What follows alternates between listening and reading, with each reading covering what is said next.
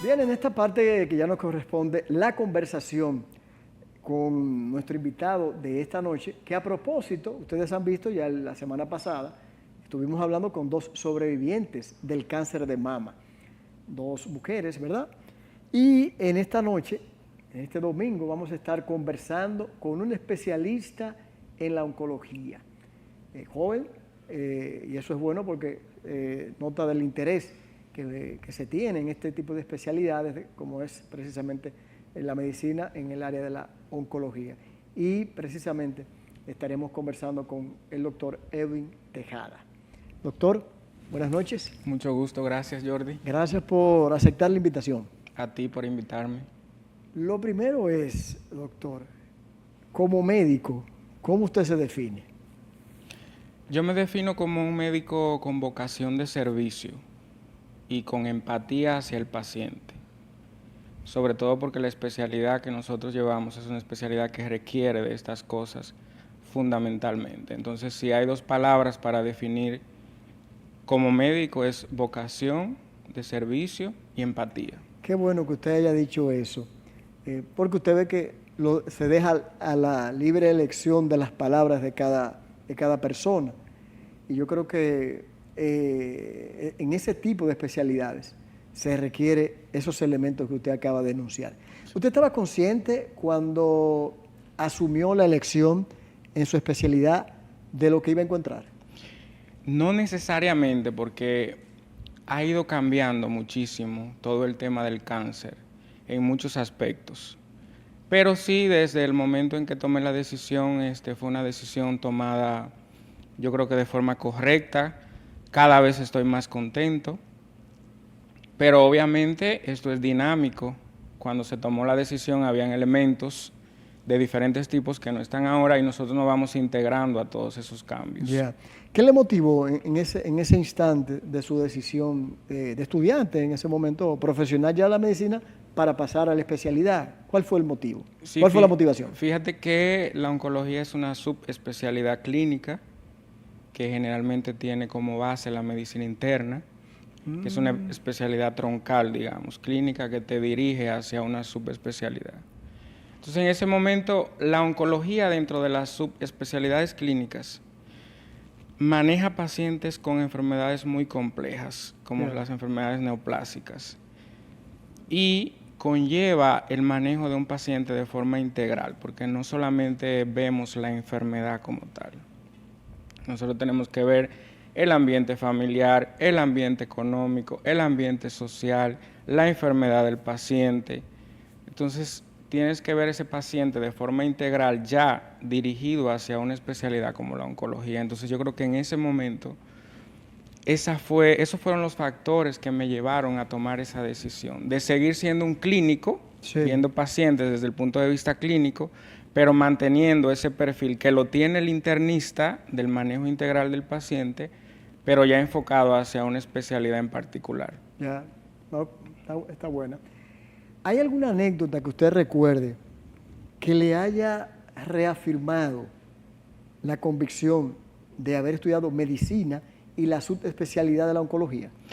Mira, anécdotas yo tengo muchas, porque diariamente... Yo me imagino. Diariamente en mi especialidad yo tengo muchas anécdotas, pero yo creo que la anécdota más importante o la enseñanza que diariamente yo tengo es el valor de la vida, que muchas veces lo identificamos en el momento que tenemos una situación.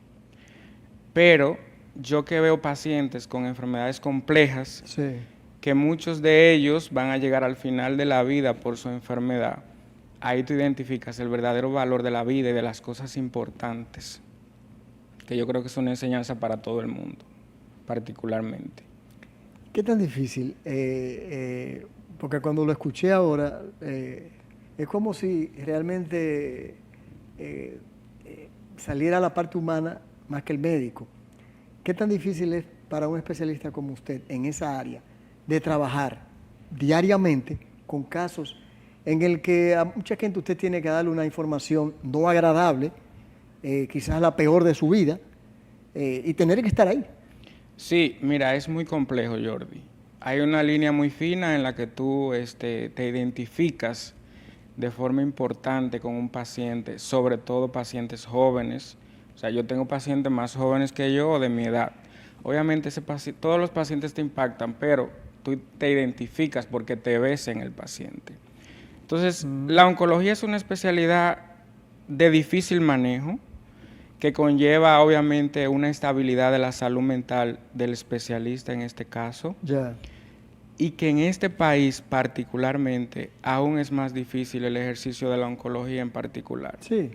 ¿Por qué, doctor? Sí, porque recuérdate que nosotros tenemos que ser el psicólogo, el nutriólogo, el trabajador social, además del oncólogo, del paciente y de su familia. En otro país, tú tienes personas que te asisten el familiar, sí, te transportan el paciente, es cierto. ven la parte social, ven la parte económica, ven la parte nutricional, la parte del psicólogo. Es verdad. Yo que he estado en otros países en la situación médica, sí.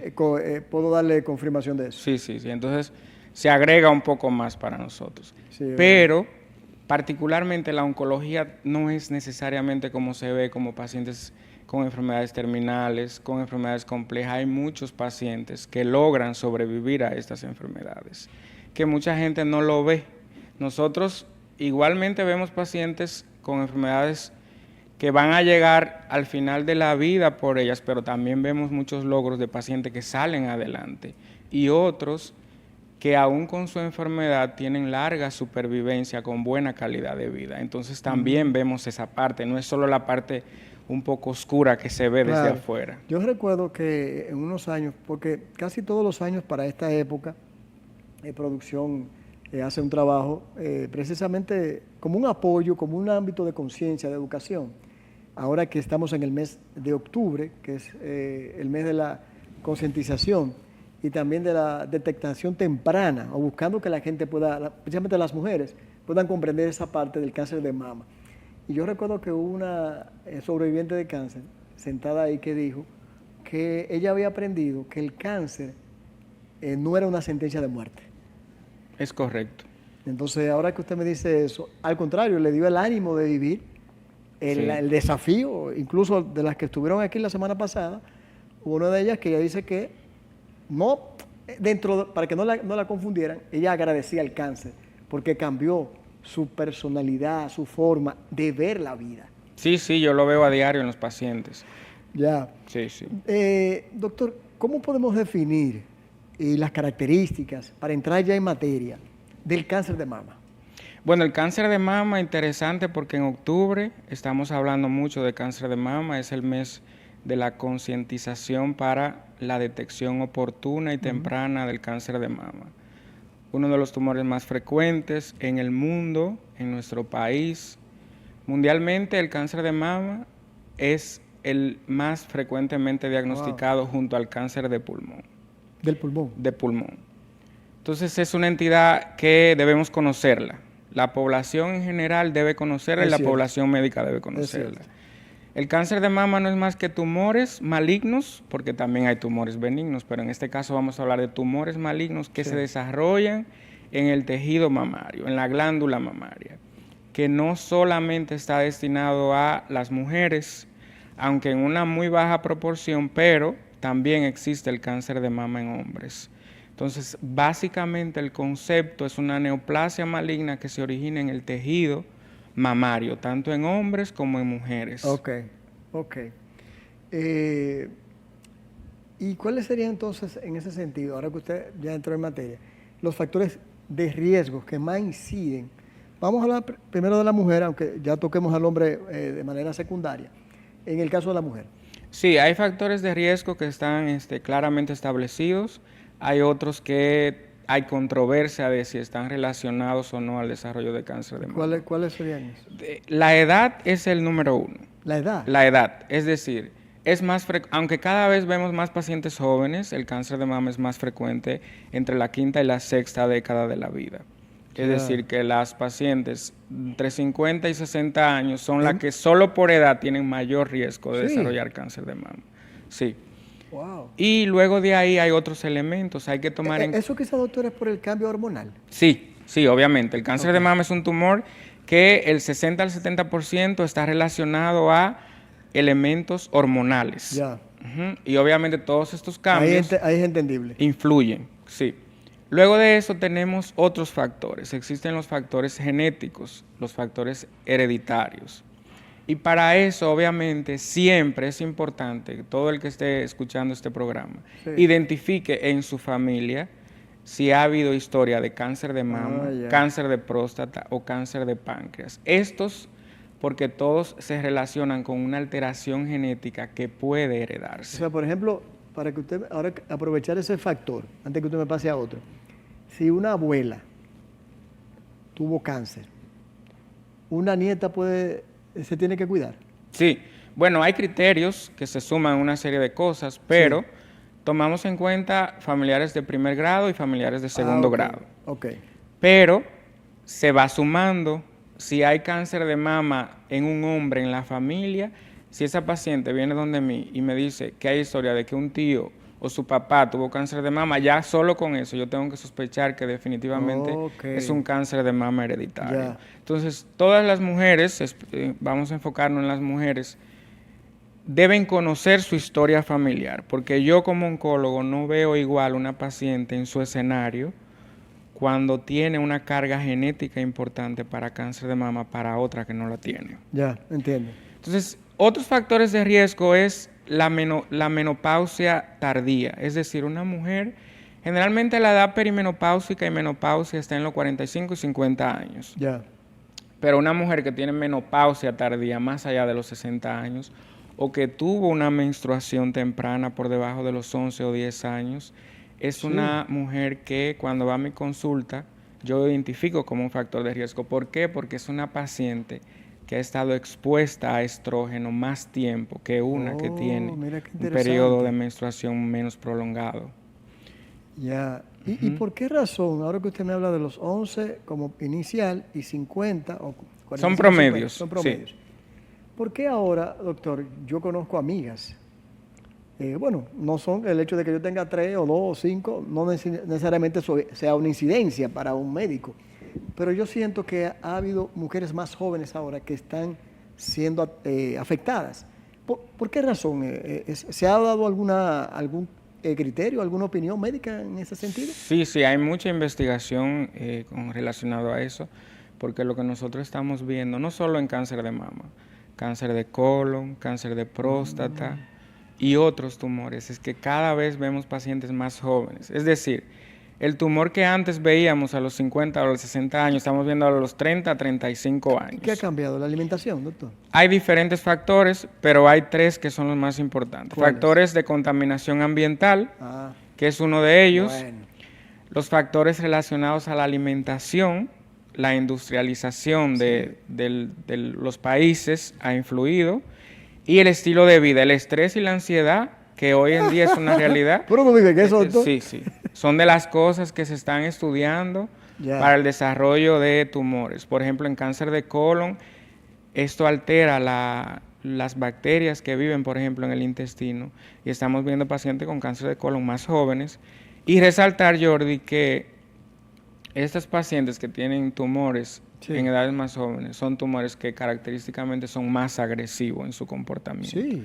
Tienen menos respuesta a tratamientos convencionales y tienen capacidad de diseminación hacia otros órganos. O sea, se puede decir que Sí. el propio cáncer o las propias células, no sé, de alguna manera decirlo quizás sería un atrevimiento mío, pero como que se han estado evolucionando, como han Sí, estado... sí, ha cambiado porque los factores de riesgo han cambiado Ya. y las cosas que la alteran han cambiado. Entonces, la célula maligna adquiere capacidades en la evolución que van cambiando.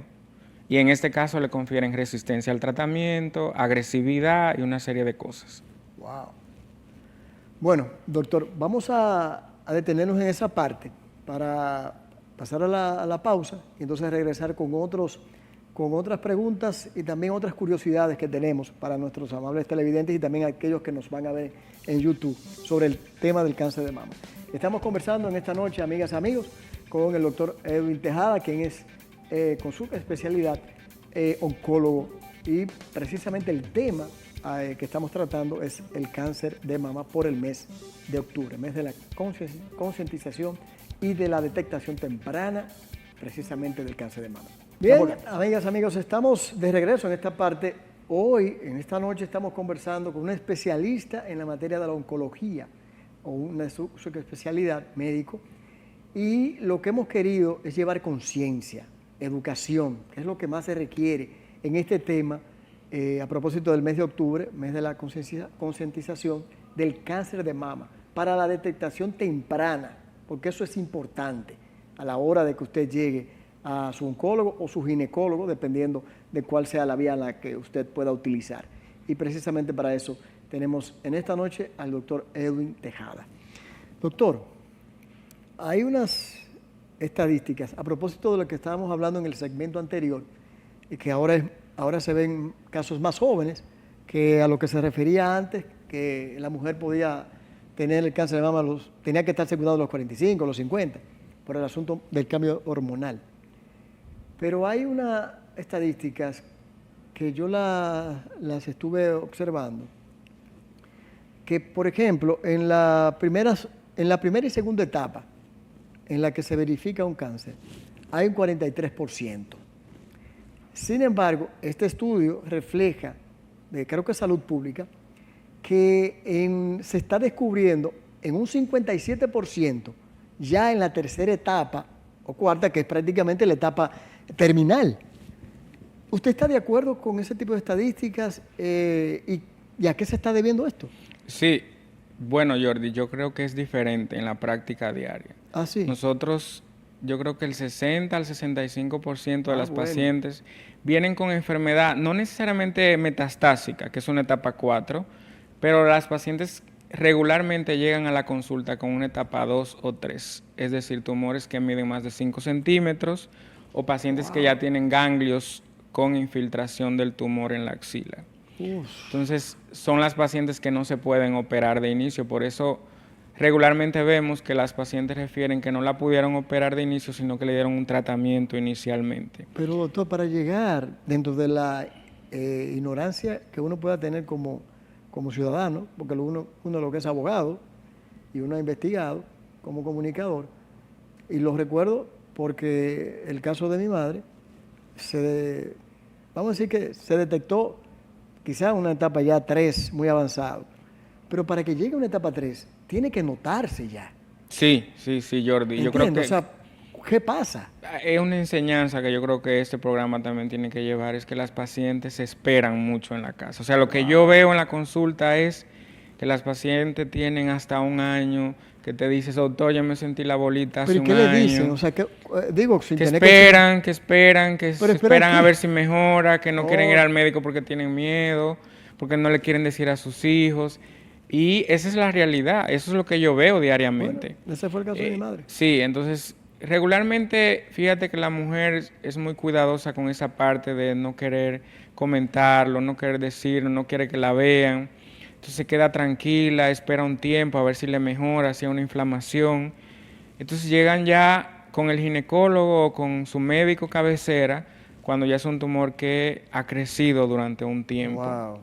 Por eso la importancia que en octubre hablamos, que no debería ser solo en octubre, es el año completo. Claro. Siempre insistimos en que la mamografía, en que la revisión mensual, el autoexamen de mama mensual, el tamizaje, sí, lo que le dicen el tamizaje. El tamizaje con la mamografía anual, que hoy en día es prácticamente gratis en octubre. Hombre. Entonces, porque no queremos encontrar las pacientes con tumores en una etapa muy temprana, porque esas son las que tienen la posibilidad de curarse y de resolverse el problema, que muchas de ellos ni siquiera necesitan recibir quimioterapia. Ya, tumores detectados muy temprano, de tamaño pequeño, que pueden operarse de inicio. Muchos de ellos, algunos, hay criterios, no necesitan ni siquiera quimioterapia. Entonces es algo favorable por todos los lados. O sea que una persona que se deje llegar a 3, casi 4, o 3, o al 4, hay mucha menos probabilidad de sobrevivir. Sí, claro. Hablando claro. Sí, y de dar más que de sobrevivir, de dar un tratamiento que sea potencialmente con un intento curativo. Ya. Que es como nosotros lo vemos. Ya. O sea, vemos una paciente con un tumor que mide menos de 2 centímetros, es una paciente que solamente por ese tamaño tiene un pronóstico mejor a 5 años que una paciente que tiene un tumor que mide más de 8 centímetros. ¿Por qué, doctor, Antes de yo pasar a la otra pregunta que tenía en la mente, ¿por qué los médicos toman el límite que he escuchado de 5 años? ¿Por qué? Porque ahora se lo menciona usted. Y por ejemplo, en el caso de mi madre, le dieron por la situación que se descubrió, o ella lo cayó o no lo dijo, la cuestión fue que era una etapa bastante avanzada, le dieron 1 mes de vida. Gracias a Dios por toda la situación, milagro, las oraciones, todo lo que usted quiera, llegó a 5 años. Y siempre decían, bueno, vamos a esperar si pasa los 5. ¿Por qué esa etapa? Mira, los 5 años es un valor que en algún momento se tomó como un punto de corte, porque lo que veíamos habitualmente es que las recaídas, es decir, a una paciente que se opera y se ofrece un tratamiento con intento curativo, las recaídas de la enfermedad generalmente se producían antes de los 5 años. Y por eso tú escuchabas que se vigilaban, pero eso ha cambiado completamente. Hay tumores de mama que nosotros como oncólogos sabemos que a los 15 años tienen posibilidad de recaída. Entonces, una paciente que aunque tú no la sigas después de los 5 años, su ginecólogo, su médico primario, tiene siempre que estar en un seguimiento. Entonces, pero el punto de 5 años ha cambiado. Yo particularmente no tomo como ese punto para definir estratégicamente que una paciente le voy a dar de alta o voy a seguir viendo. ¿Cuál sería la recomendación suya para cambiar esas estadísticas entonces? Mira, la recomendación, Jordi, es primero hacer los cambios del estilo de vida que tanto escuchamos y que a veces... Que a veces uno lo cree como un cliché y como algo que es una rutina, como un ABC que no tiene sentido. No, muy importante. O sea, es algo gratis, es algo que todo el mundo lo puede hacer. Cambio en el estilo de vida. Hay que modificar los factores dietéticos. Definitivamente, el consumo alto de carbohidratos, azucarados, embotellados, toda la comida chatarra que conocemos. Obviamente, yo siempre le digo a los pacientes, no es eliminarla, porque obviamente... Es un hábito. Sí, es bajarla a lo mínimo que se pueda. Entiendo. El ejercicio físico está establecido que es un factor protector. Eso ya está definido. Para muchas cosas y para tumores. Sí. O sea, claramente hay estudios que ya han establecido que pacientes que se ejercitan, comparado con los que no, incluso aquellos que han tenido cáncer, tienen menos probabilidad de recaída que una persona que no haga actividad física. Usted sabe que ahora, que usted me dice eso, yo conozco un amigo que fue diagnosticado de cáncer, no del cáncer de mama, y se cuidaba, o se cuida, porque está vivo, gracias a Dios, la alimentación, ejercicio, todo lo que es el requerimiento. Y hay una persona que puede decir, no, pero mira, se ha cuidado y como quiera, porque no es que no le va a dar. Y no es la mayoría se comporta, son casos aislados. Exacto. Ahora bien, lo que usted parte seguro, le decía yo a ese grupo, es que si él hubiese hecho lo contrario, fuera peor. Exacto. Fuera peor. Exacto. Definitivamente es un factor protector. Okay. Si hay algo claro que nosotros debemos insistir, toda la clase médica, todo el que ve paciente, porque incluso para la salud cardiovascular, para la salud mental, y en este caso hablando, o sea, es un factor protector. Sí. Y luego eso influye en la salud mental, el estrés y la ansiedad, como te comentaba. Hoy en día hay mucha investigación. Acuérdate que el estrés crónico genera un estado proinflamatorio en el cuerpo. O sea, el cuerpo se inflama. El estrés crónico, eso es lo que produce en el cuerpo, entre otras cosas. Y la inflamación crónica es uno de los elementos que está distintivo en todos los tumores como un factor que puede ser el iniciador y el exacerbador de un tumor. Claro. Eso es un dato muy importante el que usted acaba de dar ahora. O sea, porque muchas veces hablamos de estrés, pero no sabemos en qué manera se define el estrés en el cuerpo. Sí. Aparte sí lo sabemos. A veces lo sabemos en la parte emocional, la depresión, la afecta, pero eso es algo psicológico. Pero la parte física que puede afectar otros órganos, yo no lo entendía así. Sí. Porque hablamos de estrés crónico. Obviamente estamos expuestos diariamente a situaciones, pero el estrés, ¿qué sucede en tu cuerpo? Se liberan hormonas que te aceleran el corazón, te suben la presión. Y eso crónicamente lo que genera en el cuerpo es un estado proinflamatorio que conlleva una serie de cosas, incluido enfermedades neoplásicas. Qué dato más importante. Doctor, entrando en la materia, en la parte ahora de los hombres, ¿qué cambia en los hombres que no sea tan incidente? Yo asumo que tiene que ver una parte hormonal pero ¿qué otros factores, si es ese, porque yo me estoy aventurando a hablar como si fuera médico, pero cuáles son los factores que en el hombre no se dan, que se dan en las mujeres y por qué tan baja la incidencia en hombres? Sí, en hombres, mira, no hay mucha información del cáncer de mama en hombres porque no se ha podido hacer tanta investigación porque no hay tantos casos. Ya. Es un hombre con cáncer de mama por cada 100 mujeres. O sea, imagínate la baja proporción que tenemos. Lo que sí sabemos es que el cáncer de mama en hombres puede tener un componente genético o hereditario en muchos de ellos y que son tumores que tienen un comportamiento agresivo. Sí. Sí, diferente en su comportamiento al de la mujer. Generalmente se diagnostica en etapas más tardías, porque imagínate si en la mujer, no se toca. o sea, no está pendiente y no está pensando que va a tener un cáncer de mama. Entonces, esa información sí la sabemos. ¿Y cómo se determina en el hombre? Porque el hombre no se va a estar chequeando. No, o sea, bueno, en el tacto y nada, y sí, no va a ir a una... No. Esa es la realidad. La realidad es que en el momento que se descubre. autopalpa una bolita o un nódulo, es el momento en que, imagínate que el hombre se espera más porque cree que es otra cosa, cree que se dio un golpe, que hay inflamación, pero es la misma historia de la mujer. De hecho, el tratamiento es muy similar a cómo se hacen las mujeres. ¿Y cómo podríamos estar nosotros pendientes como hombres? O sea, ¿cuál sería su recomendación? Yo creo que hay que conocer su cuerpo, Jordi. Ya. Hay que estar pendiente. Conocer su cuerpo implica identificar una situación que nunca ha estado ahí y que si se presenta hay que buscar la causa. Ya. Yo creo que eso es lo más importante. Ya entiendo. Todo el mundo, hombre y mujer, debe conocer su cuerpo.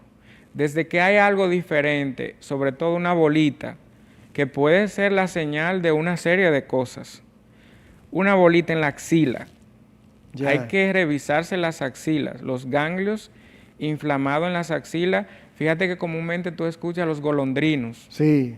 Muchas mujeres, el primer síntoma de su enfermedad es que dice que le han estado saliendo golondrinos. No son golondrinos, son ganglios inflamados por un cáncer de mama que se está desarrollando.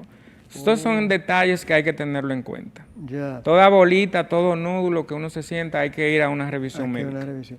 Y el hecho, por ejemplo, la pregunta que le hice, ahora se la voy a hacer en el caso de los hombres. Si una madre tuvo, por ejemplo, en el caso, lo voy a decir directo, en el caso de mi madre que tuvo cáncer de mama, yo debería estar cuidándome. No cuidándose, sino más bien estar pendiente. Ya. Porque ya tiene una historia familiar de primer grado. Ya.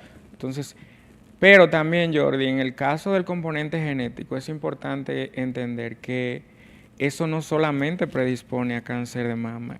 En el caso tuyo particular, que estás poniendo el ejemplo, tienes que estar pendiente al cáncer de próstata. Sí, eso está arriba de eso. Porque los genes que se alteran en cáncer de mama son los mismos que pueden alterarse de forma hereditaria en un cáncer de próstata en el hombre. Ya entendí. No, en eso todos los años, cada 6 meses. Doctor, ¿qué cosas han variado? ¿Qué cosas la ciencia ha avanzado en el tema del cáncer de mama? Que usted bien lo decía, hace 10, 15 años no estaba. Que usted puede decir, eso ha avanzado la medicina para ayudar en el tratamiento del cáncer de mama. Uy, ha cambiado muchísimo. Fíjate que cuando ves el top 10 de las especialidades médicas en donde hay más investigación, oncología tiene el primer lugar. Hemos avanzado de forma importante en los últimos 20 años y sobre todo en los últimos 10 años en tratamientos contra el cáncer y en este caso contra el cáncer de mama. Yeah. Es decir, anteriormente solo teníamos la cirugía, quimioterapias, radioterapia y ya. Hoy en día tenemos diferentes opciones de tratamiento, desde las posibilidades es decir, desde el punto de vista quirúrgico ha cambiado. Antes se mutilaban las pacientes, hoy en día existen las cirugías conservadoras, en donde solamente te retiran donde está el tumor. Hoy en día existe la reconstrucción mamaria en el mismo momento de la cirugía, es decir, ha cambiado. Desde el punto de vista de tratamientos, ha evolucionado de forma importante. Hoy en día se han integrado muchos tratamientos, bloqueadores hormonales, tratamientos dirigidos para bloquear la síntesis de hormonas. Las técnicas de radioterapia han cambiado, son más dirigidas. Los tratamientos de quimioterapia se han integrado algunos. Las terapias dirigidas como los anticuerpos contra señales específicas que tienen algunos tumores, todo eso ha evolucionado. La inmunoterapia, que es un tratamiento muy utilizado hoy en día para tratar muchos tumores, también se ha integrado en el arsenal terapéutico que tenemos para el cáncer de mama. Hoy tenemos largas supervivientes. ¿Eso qué significa? Una paciente con una etapa 4 al momento del diagnóstico, anteriormente el promedio de supervivencia era 12, 14 meses.